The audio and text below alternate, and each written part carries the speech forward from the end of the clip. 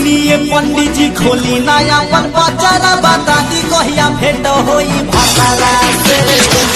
खाली नमूना बा एकरा नीचे पहिल कोई गुना बा हई घोड़ी त खाली नमूना बा एकरा नीचे पहिल कोई गुना बा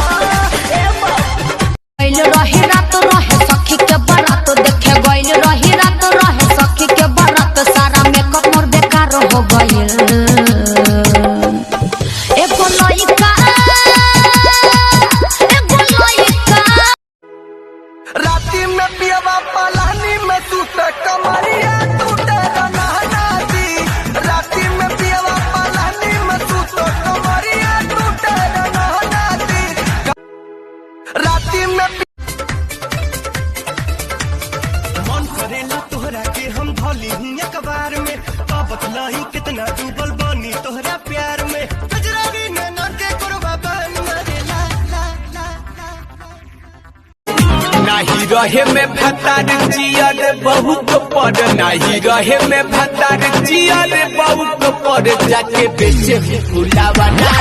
चौक पर जाके बेचे फुलावाना चौक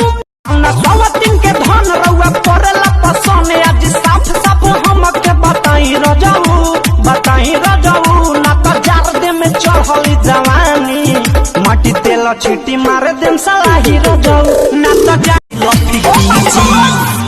हमरा ढोढ़ी पता पीछे फिर सट पता मार खींची